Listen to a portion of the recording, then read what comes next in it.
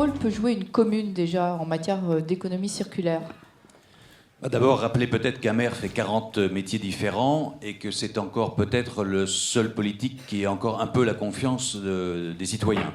C'est pas neutre. Il paraît, oui. Pour l'instant. Et que, de surcroît, il est en contact avec toutes les populations à travers les différents services qu'il rend. Et donc sa capacité d'influence est énorme. Et on en reparlera sans doute tout à l'heure dans le cadre de la métropole. L'intérêt et la force de la métropole, c'est d'être constituée de communes et donc d'avoir des relais extrêmement puissants et encore crédibles sur des sujets, notamment comme celui de l'économie circulaire. Donc c'est pas à coup de circulaire que l'on fait la promotion de telle ou telle action ou de telle ou telle idée, c'est vraiment par ce qu'un maire peut, au niveau local, instituer. Alors, je peux vous prendre quelques exemples sur l'économie circulaire. Par exemple, les grandes zones pavillonnaires de la banlieue, qui étaient autrefois la valeur refuge de nos banlieues, ce sont aujourd'hui les terrains les plus fragiles. Donc vous avez un enjeu urbain. Vous avez également un enjeu social. Vous pouvez également être, dans le même temps, intéressé à diminuer le nombre de tournées de collecte d'ordures ménagères. Eh bien, je dirais la promotion de la permaculture, des poules et des composteurs. Eh bien, tout sur ça, ces terrains. sur ces terrains-là et dans le pavillonnaire, ça vous répond aux enjeux urbains, aux enjeux sociaux et aux enjeux de déchets. Et donc, derrière, peuvent venir se greffer d'autres choses. Mais c'est le maire qui peut, par ses décisions, soit dire, écoutez, être le promoteur de cela, et par des mesures incitatives, par les centres de loisirs, par tout un tas de biais. Sensibiliser d'abord les enfants, faire venir les parents sur ces sujets-là, et ensuite engrainer très rapidement. Et c'est ça l'effet de démultiplication que la métropole peut avoir, et ce qui la rend, à mon avis, tout à fait pertinente pour s'occuper également de cela. Oui, alors effectivement, parlons plus précisément de la métropole. On comprend bien qu'il y a un effet échelle, hein, que ce n'est pas la même taille, mais ça ne va pas se traduire par plus de poules et plus de permaculture nécessairement. Est-ce que ça permet d'envisager d'autres types de projets, pas seulement d'autres tailles de projets? Je vais quitter les poules, mais je vais venir aux abeilles. La semaine dernière, c'était quand même le prix métropolitain du miel. Bon, donc derrière la boutade, c'était pas une boutade puisque c'est une réalité. C'est de dire comment la métropole est forte. Alors, qui a remporté le prix? Les Lilas, l'Aubervilliers et il y a un troisième collègue. D'accord. Voilà. Brie-sur-Marne. Bravo, voilà. bravo. Alors bravo. le mien a été primé au niveau régional étoile d'argent, mais à la métropole, il n'était pas suffisamment bon. Voilà.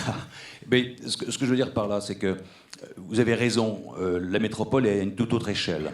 Elle a une toute autre échelle dans le cadre de ses compétences et de son budget. Sauf que sa force, c'est plutôt qu'il y ait 131 maires qui, chacun dans leur coin, tâtonnent ou essayent des choses. Il y a une possibilité, dès lors que la communication et qu'il y a une remise à niveau conceptuelle auprès de tous les élus sur l'économie circulaire, de pouvoir très rapidement acter un certain nombre de décisions et sur une échelle où, je dirais, c'est immédiatement efficace. Je ne suis rien critique vis-à-vis des départements, par exemple, ou des régions qui peuvent avoir des politiques sur l'économie circulaire ou sur toute autre politique, mais qui sont des politiques incitatives, où on aimerait nous faire partager. Oui, ok, sauf que moi, voilà, je maire, 2, j'ai mes compétences, 3, j'ai pas forcément le budget, etc. Alors qu'au sein de la métropole, 131 maires qui d'un seul coup décident éventuellement de faire du miel, et pourquoi pas, faire de la permaculture, et pourquoi pas, de se doter d'une plateforme collaborative où effectivement toutes les expériences, qu'elles soient micro ou macro, en termes d'économie circulaire, sera partageable, sera amendable, et que derrière, parce que l'économie circulaire, c'est un formidable mouvement brownien, celui qui me dit « j'ai tout compris l'économie circulaire », il a seulement compris qu'une chose, c'est qu'il n'y a rien à y comprendre. C'est un mouvement qui est en perpétuelle ébullition, en perpétuelle fécondation, et que, je dirais, les initiatives enrichissent les initiatives, etc. Eh bien, si on ne se dote pas de ces outils-là, ça, effectivement, au niveau d'une métropole, c'est le lieu et l'échelle idéale, me semble-t-il, pour que derrière, on soit dans l'action, et non pas forcément dans l'incantation ou dans... Il serait bien que nous puissions arriver à. Et là, il y a vraiment un effet concret. Enfin, le maire reste quand même dans la concrétude des actions du quotidien. Oui, concrétude, c'est un mot... oui, je suis rentré dans le vocabulaire et je crois qu'il faut élargir le spectre de... Tout à fait. J'aurais pu faire ça. Alors, on comprend que la métropole, c'est le lieu d'une mutualisation, d'un partage de bonnes pratiques, d'expériences, etc. Est-ce qu'à l'inverse, il peut y avoir au sein de la métropole des projets de certaines communes en contradiction avec ceux de leurs voisines, par exemple? Est-ce que par moment, il y a un peu de friction ou bon, il y a peu de recul encore par rapport à la métropole? Est-ce que vous avez l'impression que c'est plutôt une dynamique positive et de mutualisation et de cross-fertilisation des projets des unes et des autres? Il y a un échelon intermédiaire dont je n'ai pas parlé, c'est celui du territoire, qui sont des unités de 300 à 400 000 habitants. Certains sont issus de vieilles communautés d'agglomération, telles que Plaine Commune, pour citer quelques-unes d'entre elles. C'est plutôt jouer les synergies et les renforcements d'échelle et de moyens que la compétition. Je crois que la seule compétition dans laquelle nous sommes tous collectivement, c'est la compétition de l'attractivité. Et donc c'est pas en Mais allant... vous jouez collectif là-dedans. À côté, c'est plutôt l'intérêt, et ceux qui joueraient un autre jeu, à mon avis, seraient très très vite éliminés du jeu. Et je ne vois pas, sauf sur des trucs très ponctuels, de bagarre à venir, bien au contraire. Alors, que le maire veuille rester maire et qu'il a été élu par une population qui est bien circonscrite dans un périmètre est une chose. Qu'on l'ait privé d'une bonne partie de ses ressources et d'une bonne partie de ses prérogatives pour des échelons qui n'ont pas, je dirais, de vote démocratique est une vraie question. C'est un autre sujet, c'est pas celui de ce matin.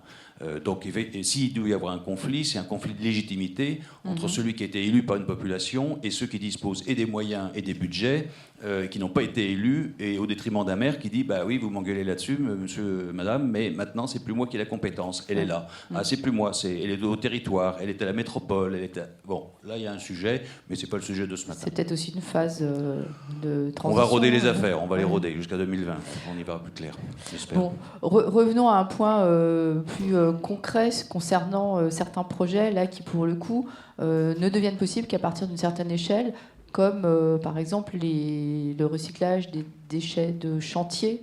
Ça, c'est quelque chose qui est inenvisageable à l'échelle d'une commune, ou en tout cas pas dans des proportions qui rendent économiquement viable le projet.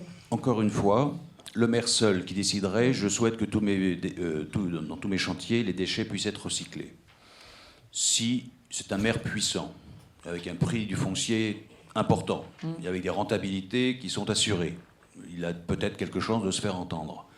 Si c'est un maire qui essaie de développer sa ville, qui a des prix extrêmement bas, avec des marges pour les promoteurs ou pour les acteurs très très faibles, il va essayer de sortir son projet, il ne va pas forcément charger la barque. Donc faiblesse ou atout du maire. Je reviens toujours, mais c'est pour moi très important, la métropole incite l'ensemble de ses élus à aller dans cette direction-là, en termes de signal ou de signaux pour les professionnels. Ça, c'est puissant. Et donc, si l'économie circulaire est une conviction intime de chacun des maires, j'en suis persuadé, ils n'ont pas forcément le rapport de force pour pouvoir changer les attitudes. Une métropole de 7,5 millions d'habitants, qui est la plus riche de France, sinon d'Europe, qui dit maintenant la règle du jeu pour tel et tel aspect, c'est ça. Ce que vous dites, c'est qu'en fait, face aux acteurs économiques... Je regarde le parterre qui est devant moi, je ne pense pas que les directeurs et les chefs d'entreprise qui sont devant se disent la métropole, non. Il y aura une discussion. Alors, ce n'est pas un occase et ce n'est pas en termes de rapport de force, mais à un moment donné, il faut savoir aussi créer... Un peu quand même. C'est un peu c'est pas rapport mais il n'est de pas force illégitime qu'un chef d'entreprise. Il n'est pas illégitime qu'un chef d'entreprise dise monsieur, je suis prêt à changer mes process à condition que je puisse les amortir sur suffisamment d'habitants ou à une échelle suffisante pour que économiquement les choses soient viables. Donc l'économie circulaire, c'est pas pour faire couler les boîtes. L'économie circulaire, c'est pour dire il y a une nécessité de toute manière. Tout ce qui est bon pour la métropole est bon pour la planète. Tout ce qui est bon pour la planète est bon pour la métropole.